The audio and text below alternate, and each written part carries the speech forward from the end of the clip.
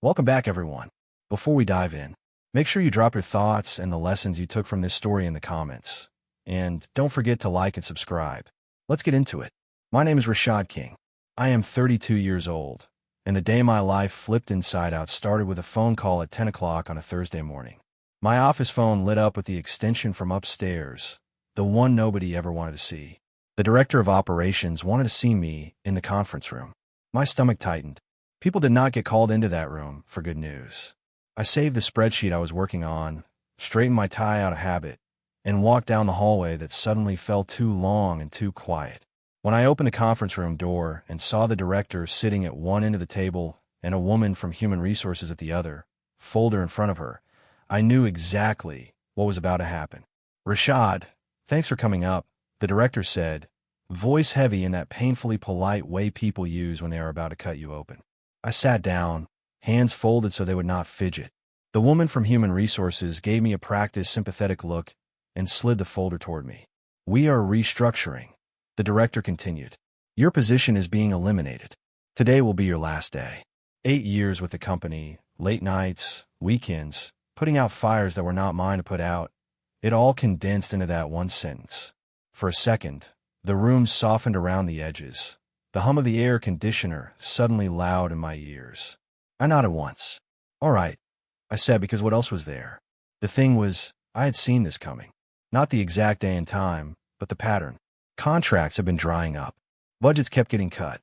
My direct supervisor had moved on to another opportunity 2 months earlier, and his replacement still had not appeared. We had gone through 3 rounds of cost optimization in 1 year. When they start using phrases like that, it is just a matter of time. I had been quietly updating my resume, reconnecting with people on LinkedIn, grabbing coffee with former colleagues. By the time I walked into that conference room, I already had a verbal offer from a competitor for a senior role with a better title and about 35% more money, plus significantly better benefits. I was just waiting on the official offer letter before I gave notice. The timing of the layoff just meant I did not have to. The woman from Human Resources began explaining the severance package, sliding pages toward me and pointing to highlighted sections. Company policy was 2 weeks of pay for every year of service, which would have been 16 weeks for me. But because they were eliminating several senior positions at once and wanted to avoid potential legal messes, they had bumped it up. 16 weeks of pay, plus a lump sum for all my unused paid time off, plus a little extra for transition support, as they called it. After taxes, it came out to just over $200,000. On top of that, the company agreed to continue my health insurance coverage for 6 months. I sat there listening, nodding, occasionally asking a dry logistical question, while a part of me stood back in disbelief. They were paying me $200,000 to walk out the door and never come back. 30 minutes later, I was packing a cardboard box with the usual office debris, framed photo from a beach trip, coffee mug with a chipped handle, a couple of plants, a stack of notebooks filled with half-finished sketches of processes I would never need again. A few coworkers drifted by, offering awkward hugs, and, "Let us keep in touch," promises that we all knew would fade.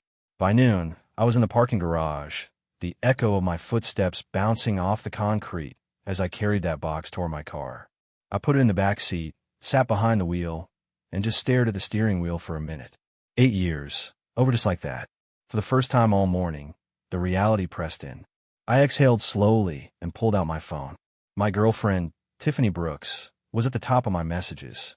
We had been together for 18 months, long enough to have met each other's families, to talk about moving in together, to browse listings online and imagine what kind of house we wanted one day. I called her. The line rang twice. "Hey," she answered. "I'm at lunch with my sister." "What is up?" I swallowed. "Are you free to talk for a minute?" I asked. "I kind of need you right now." She sighed. I could hear clinking silverware and chatter in the background. "Just say it, Rashad. I have like 5 minutes before the food comes." I stared at the dash. "I got laid off this morning," I said. There was silence on the other end. "Tiffany," I prompted. "Are you serious right now?" She finally said, her voice sharp. "Yeah," I replied. "They are restructuring. They eliminated my position. It has been a rough morning, but I will explain everything when I cannot do this," she interrupted. The tone in her voice shifted from surprise to cold so fast it made my skin prickle. "Cannot do what?" I asked. I cannot be with someone who does not have his life together, Tiffany said. I need stability. I need a partner who can provide, Rashad. I actually laughed once, disbelieving. It is a layoff, I said. This happens. I have savings. I have a plan. I already have a verbal offer line. Stop. Just stop, she said sharply. I've been thinking about this anyway. You're not where I need you to be. I want a house, children, security. Not someone starting over at 32. The phrase, starting over, hit me harder than the layoff. I'm not starting over, I said slowly. Tiffany, I am breaking up with you, she said flat. My hand tightened around the phone. Right now? I asked. You are breaking up with me right now, in the middle of this. I need someone established, someone successful. Not. She paused, and I could hear the next word forming before it left her mouth. Not an unemployed loser. Time stretched for a second. I stared out at the rows of cars, the dull gray of the concrete, my reflection in the windshield across from me. Wow, I said. That was all I could manage. It is nothing personal, Tiffany continued, and that part almost made me laugh again. I just cannot waste more time on someone who might not work out. Good luck with everything. She hung up. I sat there in the parking garage, phone still pressed to my ear, even though the call had ended. It was a little funny, in a dark way. The worst professional day of my life, and the end of an 18-month relationship, all wrapped into the same 2-hour window. I did not cry. I was not even furious. Mostly, I felt this sharp, clean disappointment, like a bone that had snapped in exactly the way the doctor predicted. All at once, I saw her differently. All those conversations about future plans, all the questions she had asked me about bonuses and promotions, the way she lit up when I mentioned a raise, pieces fit together that I had chosen not to examine too closely before. Unemployed loser. I repeated softly to myself, just to hear how it sounded. It landed differently than any insult I had heard before, not because it was true, but because she had apparently been carrying it around, waiting for an opportunity to use it. I drove home with the radio off, just the noise of the traffic and my thoughts. By the time I pulled into my apartment complex in Houston, the edges of the day had started to blur. I carried the box upstairs, dropped it by the couch, and stood in the middle of my living room for a moment, hands on my hips. Then I went to the kitchen, grabbed a beer from the refrigerator, and sat at the table with my laptop. If the company was going to pay me 6 figures to leave, the least I could do was make that money work for me. I opened my email, mostly expecting automatic messages from Human Resources and the Benefits Department. Instead, my eyes landed on a subject line from the competitor I had interviewed with, formal offer, senior director position. The timestamp on the email showed it had come in while I had been in the parking garage getting dumped. I clicked it open. The offer was even better than the verbal one they had given me.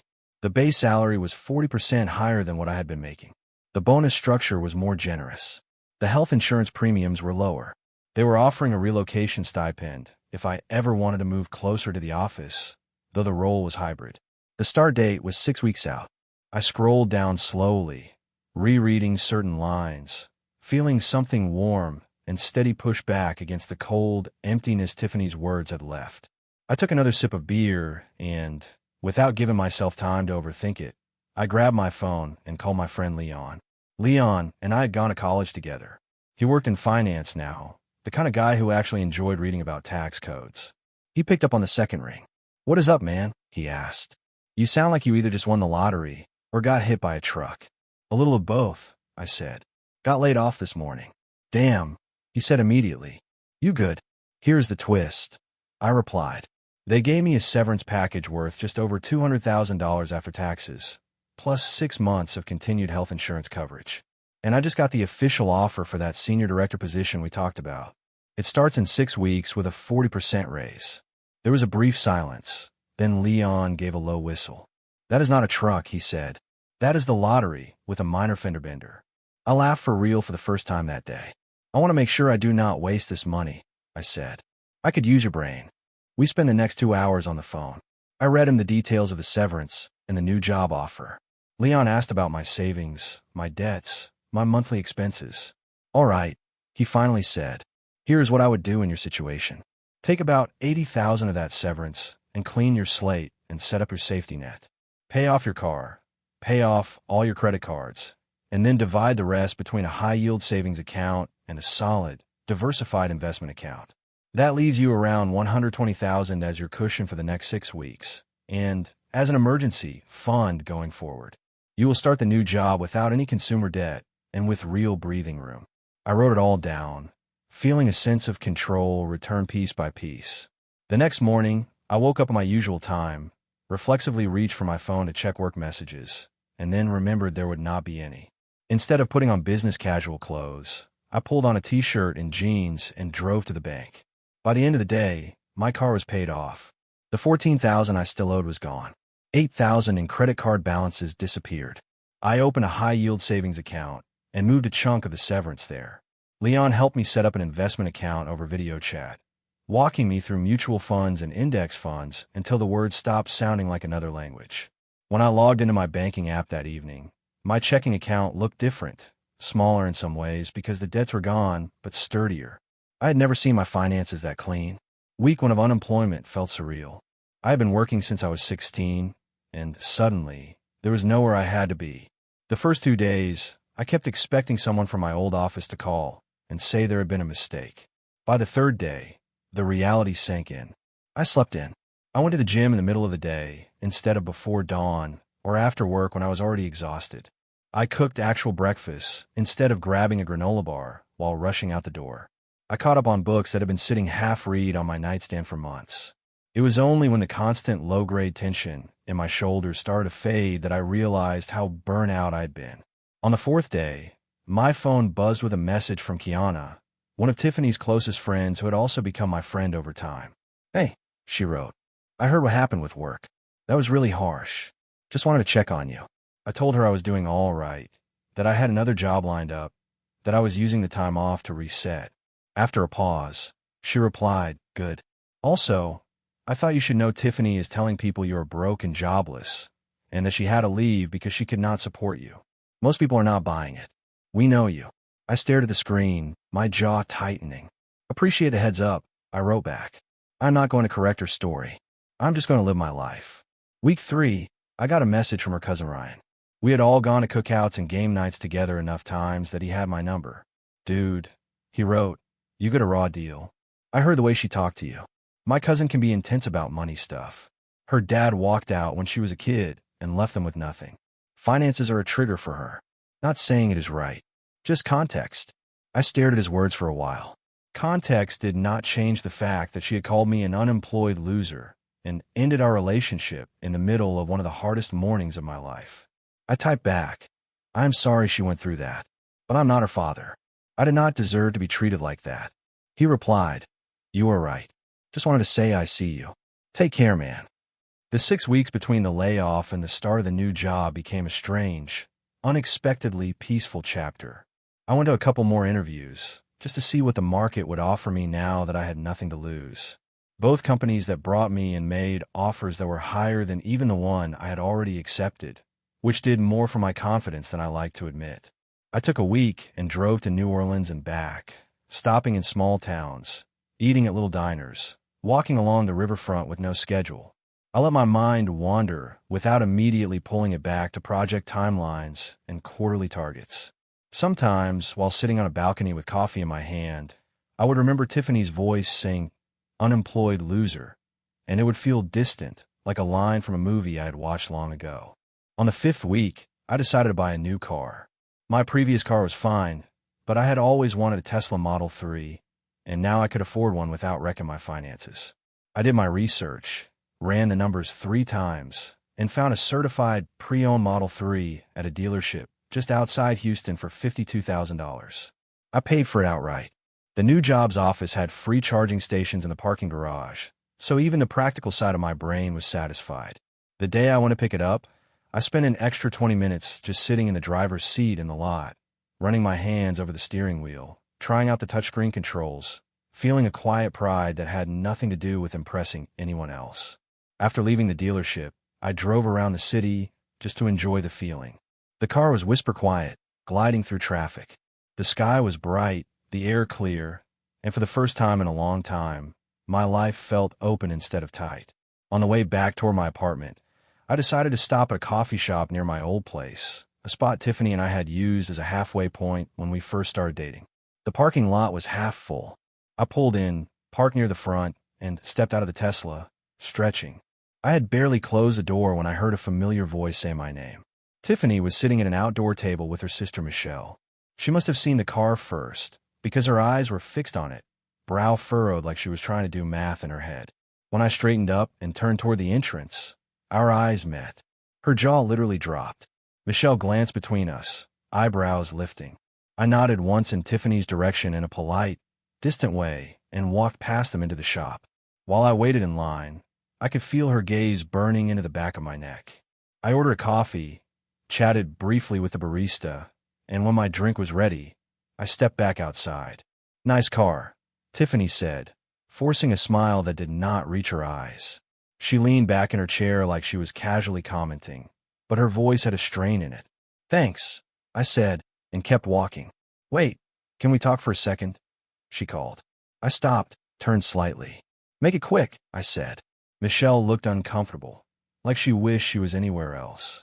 Tiffany stood up, smoothing her blouse. "Wow," she said, eyes flicking from the car to me. "A Tesla. That is amazing. How did you manage that so fast?" "The severance package was good," I replied. "I used it smart." "That is great," she said quickly. "I'm really happy for you." The smile she put on looked like it might crack her face. "So, what are you doing now?" "Still looking?"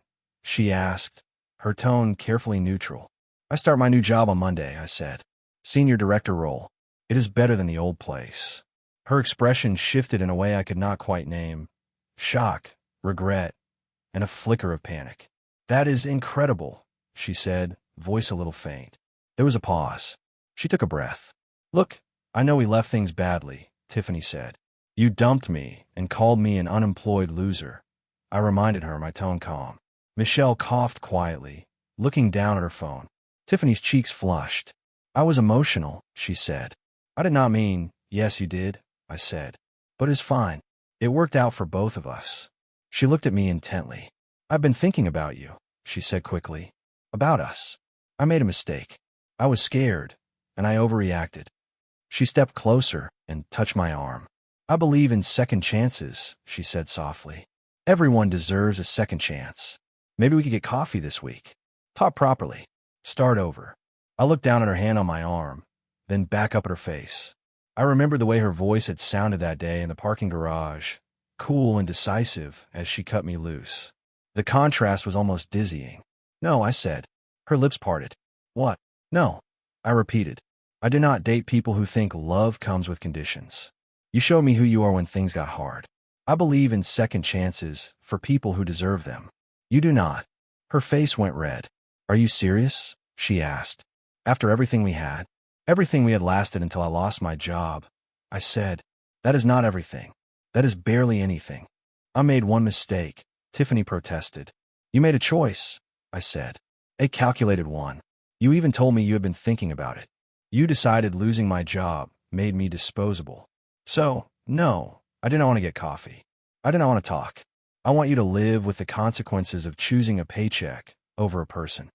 For a moment, there was only the clink of cups on the cafe tables and a low murmur of other conversations around us. Michelle stared even harder at her phone, clearly wishing she could disappear. "You are being cruel," Tiffany said finally. "No," I said. "I'm being clear. We are done. Enjoy your coffee." I walked to my car, got in, and pulled away. In the rearview mirror, I saw her still standing there, watching the car disappear. I felt oddly light. 2 weeks after the coffee shop encounter, I had settled into my new job. The office was in a sleek glass building downtown, the kind of place where the lobby smelled like expensive cleaning products and coffee. My team was solid, smart people who actually seemed to want to collaborate instead of hoarding information. The work was challenging in a good way, a puzzle to solve instead of fire to constantly put out. I was still learning names, still figuring out who held real influence and who just liked to hear themselves talk in meetings. But it felt promising. I would have been content to let the whole saga with Tiffany fade into a strange memory.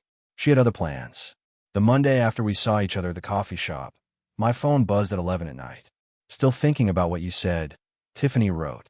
"You are right. I messed up. Can we please talk?"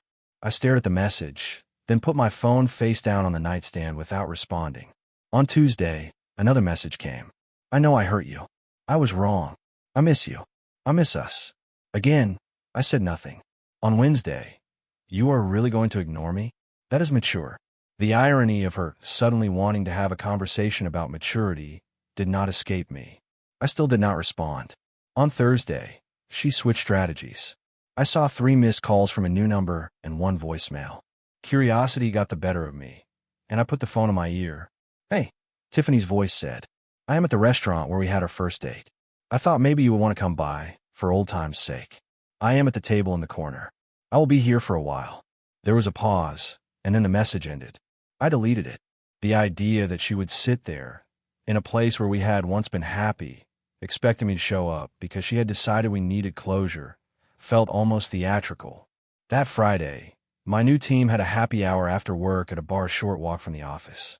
It was one of those polished places with dim lighting, high-top tables, and loud music that made everyone lean in closer. I was still in that phase of new job where you want to be social without oversharing, so I went. We were an hour in, laughing about someone's story of a disastrous client call, when I felt the hairs on the back of my neck rise. I looked up and saw Tiffany walking in with 2 girlfriends. For a second, I wondered if it was a coincidence. The way her eyes locked onto mine, the instant she stepped inside, answered that. She made a beeline for our table, past the host stand, past the bar. Hey, she said brightly, as if we had run into each other at the grocery store by chance. What a surprise. My coworkers looked between us, curious. Hey, I said flatly. You did not tell me you would be here, Tiffany said, her voice pitched halfway between teasing and accusing, like we were still together. Why would I? I asked. A couple of my colleagues shifted in their seats. She laughed awkwardly. Right, of course. I just thought. I did not know. She glanced around the table. Are you not going to introduce me? She asked. This is my ex-girlfriend, Tiffany, I said calmly. We broke up. She is just leaving. The table went silent. Tiffany's face went white, then red. You are being ridiculous, she hissed. Can we talk outside? No, I said. We are at my work event. You should go. Fine, she snapped. Be childish. She spun around and stalked back toward her friends. After she was out of earshot, Damon, a guy from the marketing team, raised his eyebrows. Well, he said, that was awkward. I took a sip of my drink. Long story, I said. She dumped you and now she wants you back. He guessed, half joking. I looked at him. Pretty much, I said. He nodded. Classic. My ex did the same thing when I got promoted. Some people only want you when you're useful to them. The next morning, I woke up to 23 text messages, all from Tiffany, all sent between midnight and 3 in the morning. I scrolled through them, my thumb moving faster as the tone swung from wounded to furious, to pleading and back again. You embarrassed me in front of everyone. I was trying to be nice, and you humiliated me. You have changed. The old you would never be this mean. I'm starting to think you never really loved me. My friends think you're being abusive. Withholding closure is emotional abuse. Fine. I hope you are happy alone. You will regret this. I blocked the number without responding. On Sunday, Michelle texted me. Hey, she wrote. I know things are weird. I just wanted to say my sister is going through a lot right now. She really did care about you. Maybe give her another chance to explain. I sat on my couch, the television on mute, my thumb hovering over the keyboard. Finally, I replied. She had 18 months to care about me. When I needed support, she called me an unemployed loser and walked away. I am not interested in hearing an explanation now. Tell her to move on. I have. Michelle wrote back. I understand. I will tell her. I believe she meant it. I also knew Tiffany would not listen. Monday morning, I got an email from Human Resources asking me to stop by. For a moment, a cold fear gripped me that I had somehow managed to get fired from my new job before my second month was over. When I walked into Ms. Daniels' office, she looked uneasy. Rashad, she said, gesturing to a chair. We received a complaint about you. My heart sank. What kind of complaint? I asked. A woman called, claiming to be your ex-girlfriend, Ms. Daniels said. She said you've been harassing her, sending unwanted messages, showing up places she is, and making her feel unsafe. I stared at her, then actually laughed, a short, humorless sound. That is literally the opposite of what has been happening, I said. Can you elaborate? Ms. Daniels asked. I pulled out my phone. I never initiate contact, I said. I have asked her repeatedly to leave me alone.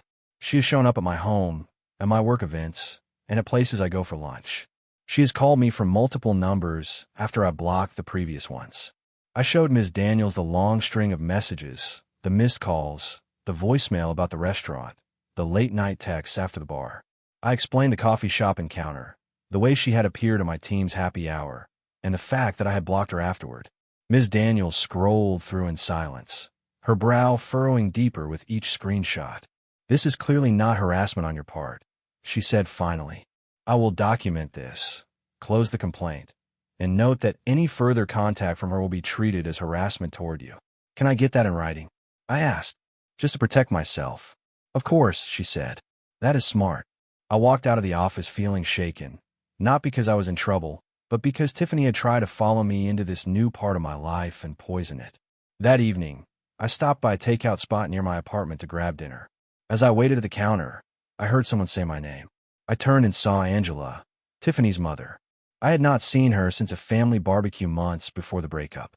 She looked nervous, but determined, the way a person looks before delivering a rehearsed speech. "Hi, Rashad," she said. "My daughter mentioned you two ran into each other recently." "We did," I said carefully.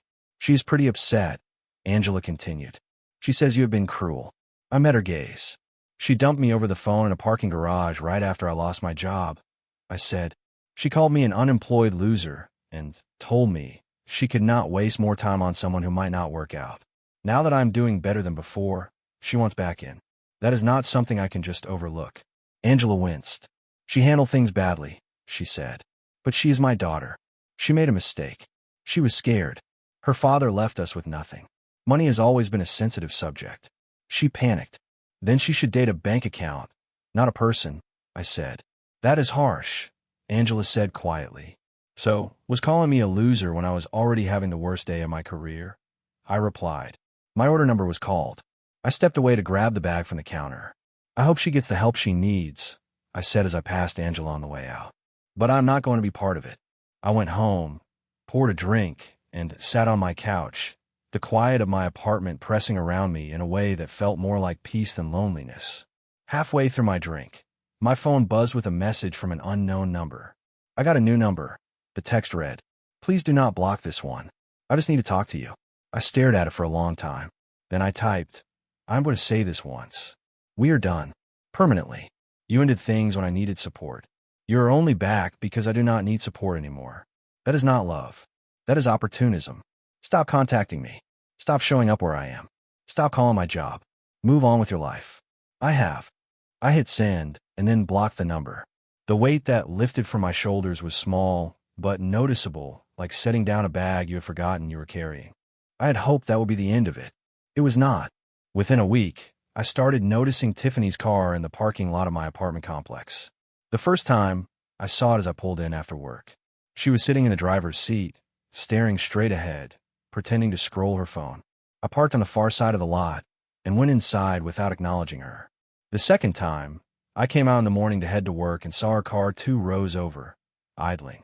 I took a picture with a time and date stamp. The third time, I called the non-emergency police line. An officer came out, took my statement, and walked over to her car. I watched from my window as they spoke. When he came back, he said, "She says she is just parked in a public lot visiting a friend in the building. There is not much we can do unless she approaches you or threatens you. But we have documented it. Call us again if she keeps showing up." She left that evening. 2 days later, her car was back. Around the same time, she started appearing at the sandwich shop I went to near my office. The first time, I saw her through the window as I approached and turned around to go somewhere else. The second time, she was already inside when I walked in, standing in line like she had been waiting for me. She stepped directly in front of me. "Please stop running away from me," she said. "I'm not running," I said. "I just do not want to talk to you." "We need closure," Tiffany insisted. "You got closure," I said. "I told you we are done." "That is not closure," she said. "That is you being vindictive." I ordered my food and moved to a table in the corner. She followed, sitting down across from me uninvited. "5 minutes," she said. "That is all I am asking." "No," I replied. "I have been very clear. Showing up where I am and refusing to leave is not romantic. It is harassment. It is called fighting for someone you love," she said. I picked up my food and left, eating lunch in my car. The worst incident before the court hearing happened during poker night. I have a long-standing friend group from college: Jerome, Lamar, and Trey. Once a month, we meet up to play cards, talk trash, and catch up on each other's lives. We rotate apartments, and that month, it was my turn to host. Reggie, another friend who had gone to law school with Lamar, joined us that night too. We were halfway through a hand, a pile of chips in the middle of my coffee table, when there was a sharp knock at my door. I glanced at the time. A little after 9. I was not expecting anyone else. I checked the peephole and felt my shoulders tighten. Tiffany stood in the hallway, holding a bottle of wine. "Is that your ex?" Jerome whispered from the couch when he saw my expression. I nodded. "I know you are in there. I can hear you," Tiffany called through the door. The room fell silent. I opened the door just enough for the chain to hold. "You need to leave," I said. She pouted. "Come on, Rashad. Do not be like this in front of your friends." I brought wine. "We can all hang out like adults." "You are not invited," I said. "You do not live here. Leave." "We used to talk about me hosting poker nights with you," she said, trying to peer past me into the apartment. "I just wanted to—" "We broke up," I cut in. "You ended it. You do not get to show up at my place months later and act like we are friends." Reggie came up behind me, his presence solid. "He asked you to leave," Reggie said calmly. "You should probably go." Tiffany looked past me and saw the guys watching from the couch. Embarrassment flashed across her face. "Fine," she snapped. "This is why we did not work. You never wanted to include me in anything." I stared at her. "You dumped me because I got laid off," I said, my voice level. "You called me an unemployed loser and told me I was not enough for the life you wanted. You do not get to rewrite that now." The hallway went quiet. "Is that really what happened?" Lamar asked from the living room. "Yes," I said without turning around. Tiffany's mouth tightened. "We are not done talking about this," she said. "Yes, we are," I replied, and shut the door. There was a beat of silence, then the sound of her footsteps moving away.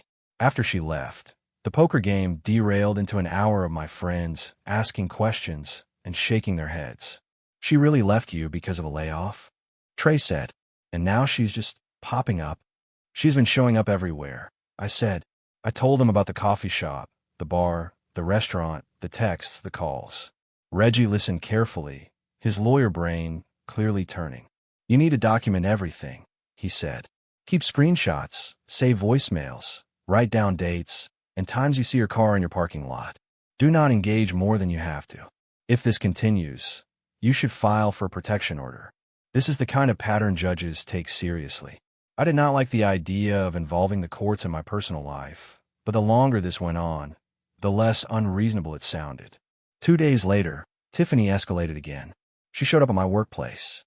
Our building had a security desk in the lobby with a visitor sign-in process. I was at my desk going through a report when my office phone rang. "Rashad," the receptionist said, "you have a visitor in the lobby.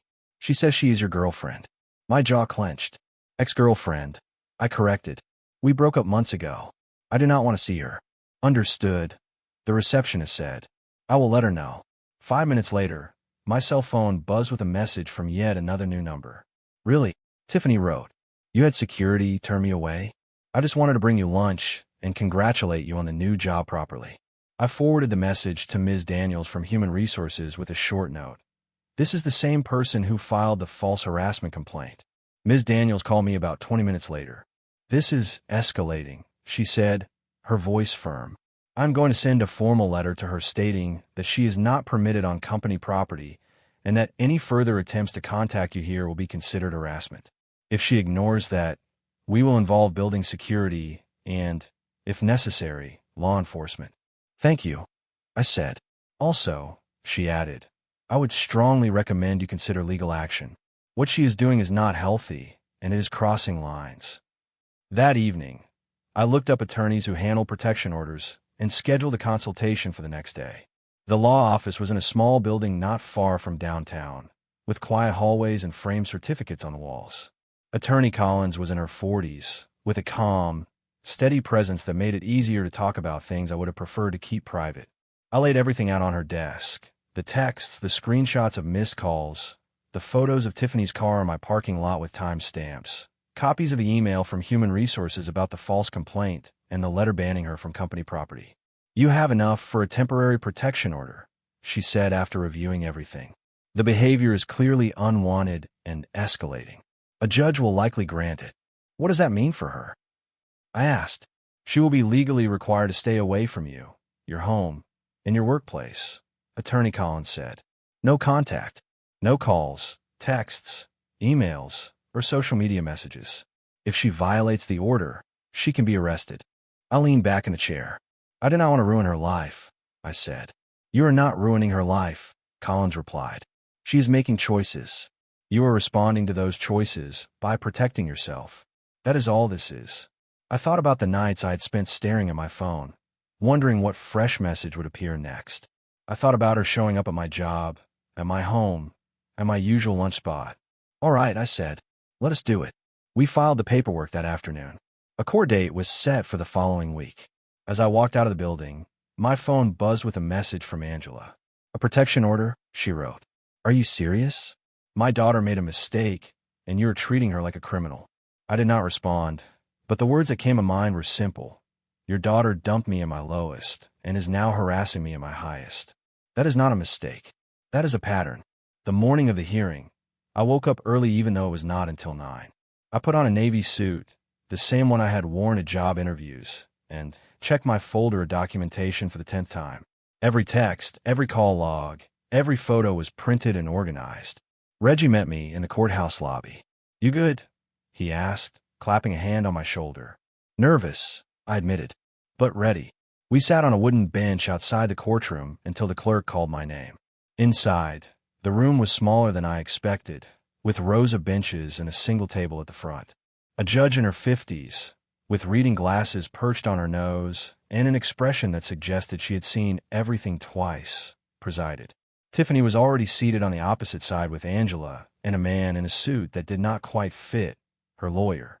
"Case of King versus Brooks," the clerk announced. We all stood. The judge nodded for us to sit. Tiffany's lawyer went first. "Your Honor," he began, "this is a case of miscommunication between two people who recently ended a romantic relationship. My client has been attempting to reconcile and has been mischaracterized as a harasser. She simply wants closure and the opportunity to repair what was damaged." The judge's expression did not change. "Thank you, counsel," she said. "Mr. King, your response?" I stood, feeling my heartbeat in my throat, but noticing, with some surprise, that my hands were steady. "Your Honor," I said, "I have asked Ms. Brooks repeatedly to stop contacting me. She ended our relationship after I lost my job, using language that was hurtful and final. Since then, she has shown up at my home multiple times, at my workplace, and at places I go regularly. She has created multiple phone numbers to reach me after I blocked her previous ones. She filed a false harassment complaint with my employer. I have not initiated contact with her once since the breakup. I have made it clear that I do not want any further contact. She has refused to respect that boundary." The judge nodded. "Do you have documentation?" she asked. "Yes, Your Honor," I said, and handed the folder to the bailiff, who passed it up. The judge spent several minutes flipping through the pages. With each turn, her forehead creased a little more.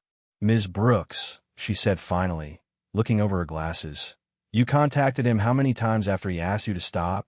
Tiffany stood. "We were together for 18 months, she said, her voice trembling. "You do not just throw that away. I made a mistake when I broke up with him, and I have been trying to fix it. I went to his workplace one time to bring him lunch and support him." After he blocked her number multiple times, the judge asked. Tiffany hesitated. "Yes," she said, "but only because he would not talk to me. I needed closure. Closure does not require repeated contact in the face of clear refusals," the judge said.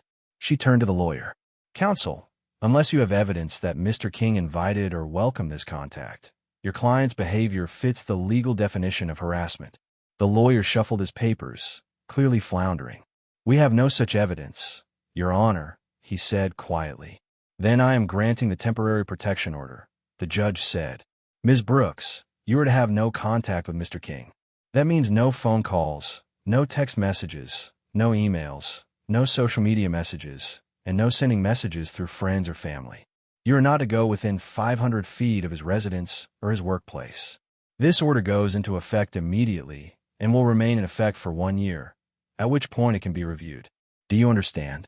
Tiffany's face crumpled. This is insane, she said. I love him. That is not relevant here, the judge replied. We are not here to evaluate your feelings. We are here because you have repeatedly ignored his clearly stated boundaries. That behavior must stop. She turned to me. Mr. King, are you seeking this order to punish her? No, Your Honor, I said.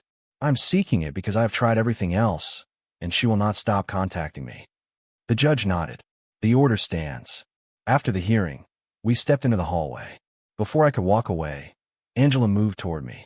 Reggie instinctively positioned himself between us. You got what you wanted, Angela said, her voice tight. I hope you're happy. I looked at her. What I wanted was to be left alone, I said. That is it. She loved you, Angela said. She loved the idea of me when I was successful, I replied. When I lost my job, she called me an unemployed loser and ended things without a second thought. When I got a better job and my life improved, she decided she wanted back in. That is not love. Angela opened her mouth like she wanted to argue, then closed it. She had no answer for that. Reggie and I walked out of the courthouse into bright daylight. You good? He asked again. I took a deep breath that felt like it reached all the way down into my feet.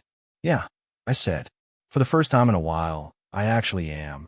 The next day was quiet in a way I had almost forgotten was possible. No texts, no calls, no surprise appearances in parking lots. I went to work, had a normal day, ate lunch at my desk, and walked out of the building at the end of the day without scanning the street for a car. I drove home, parked in my spot, and smiled at the thought that there was now a legal barrier between my peace and her chaos. I ordered pizza, watched a movie, and responded to a message from someone new. Ariana, a woman I had met through a mutual friend at a small gathering the week before. We had exchanged numbers almost casually, but the conversation had been easy, full of jokes about bad reality television and shared love of old jazz records. She had texted me earlier in the week, asking if I wanted to grab coffee. I had told her I had a court thing, but would get back to her afterward. So I typed, court thing is done. Coffee's still on the table. Ariana replied almost immediately. Definitely, she wrote. Saturday. There's a cafe in Midtown I love. They have these ridiculous cinnamon rolls. Say no more. I wrote back. On Saturday, we met at a corner table by the window. She was a graphic designer with her own freelance business, laptop stickers and all. She had a quick, bright laugh and a way of tilting her head when she listened that made you feel like your words actually mattered. We talked for 3 hours. Not once did she ask what I made or what kind of car I drove. She knew my job title in a vague way because our friend had mentioned it, but she was more interested in what kind of stories I liked to read, what cities I wanted to visit someday, and why I preferred physical books to e-readers. At one point, while we were comparing notes on childhood cartoons, she mentioned a project she was working on and rolled her eyes. Clients always tell me they want something clean but edgy, and then send me the ugliest reference images I have ever seen, she said. I laughed, almost spitting my coffee. That is exactly how people describe projects to me, I said. They say they want innovation, but send last year's proposals with a few words changed. She smiled. It sounds like we both work in translation, she said, turning nonsense into something that makes sense. I liked the way she said, we, as if we were already a team for that small moment. When the sun started to dip and the cafe staff began stacking chairs, we realized how much time had passed. Dinner next weekend? I asked. I would like that, she said, gathering her things. And next time, I am insisting we split the bill. Fair warning. As I drove home in the Tesla, the sky streaked with orange and pink, the playlist on low, I thought about how different it felt to sit across from someone who seemed interested in me, not in my resume, my bank account, or my potential to fund a certain lifestyle. The contrast with Tiffany was sharp, but surprisingly not bitter. It was more like looking at an old photograph of yourself and realizing how much you had changed. When I pulled into my parking spot, the emptiness of the space where Tiffany's car used to linger felt like a blessing instead of a question mark. A few nights later, as I was cleaning up the kitchen, my phone buzzed with a number I did not recognize. For a second, I considered ignoring it, then swiped to open the message. I hope you know you ruined everything we could have had, it read. The sender ID told me everything I needed to know. She had borrowed a friend's phone. I stared at the words, then deleted the message without replying. If I had responded, I might have said, "You ruined it the moment you called me an unemployed loser. I just refused to let you ruin it again when it became convenient for you." But I did not type any of that. Silence was the strongest answer I had. Work continued to go well. In my first month review, my new boss told me I was exceeding expectations and that if I kept performing at that level, there was potential for a promotion to a vice president position within a year. I walked out of that meeting with a quiet, steady satisfaction that had nothing to do with proving anything to anyone else. My savings account grew. My investments, the ones Leon had helped me choose, began their slow, steady climb. My apartment started to feel more like an intentional space than a place to crash between work and obligations. I bought a new television I'd been eyeing, hung a couple of art prints I'd been saving, and actually organized my closet in a way that made sense. Every once in a while, my mind drifted back to that day in the parking garage, when I sat in my car with a cardboard box of my office belongings and listened to Tiffany tell me I was an unemployed loser, like my value had disappeared the moment my job did. Back then, her words had cut deep because a part of me had believed them, or at least feared they might be true. Now, with distance and perspective, they felt almost absurd. I had never been the job. I was a person with skills, experience, and resilience cultivated over years. The job had been the place I brought those things for a paycheck, nothing more. It was obvious now that she had only ever seen the paycheck. That realization did not make me feel triumphant. It just made things clear. Tiffany had thought she was trading up when she walked away from me on that phone call, choosing what she believed was security over what felt to her like risk. She did not realize that in doing so, she was trading away her last chance with someone who actually cared about her as a whole person. The Tesla was nice. The new salary was better than anything I had made before. The clean credit report, the growing savings, the potential promotion, those were all satisfying in their own right.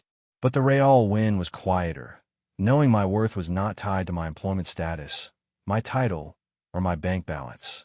My life now had a steady rhythm. Work, gym, occasional dinners with friends, Saturdays where Ariana and I wandered through bookstores or farmers markets talking about nothing and everything. Sometimes when I pulled into my apartment complex, I would remember the days when I checked every car in the lot for a license plate and feel grateful all over again for the protection order nestled quietly in a file at the courthouse. The law was not revenge. It was simply a boundary with teeth. Tiffany had thought other people were disposable based on their income. She had learned, the hard way, that her access to my life was disposable too. I did not feel guilty about the court order. I had given her multiple chances to respect my boundaries. I had told her clearly, in writing, that we were done and that she needed to stop contacting me. She chose not to listen. Actions have consequences.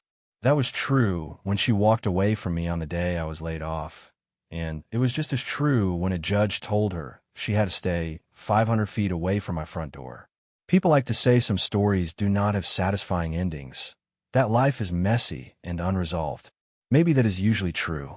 In this case, though, my story with Tiffany ended exactly the way it needed to, with me living a life that finally felt like mine, and her on the outside, legally and permanently looking in. If you enjoyed this story, please like, comment, and share this video with your friends. Subscribe and turn on the notification bell so you never miss a powerful story drop.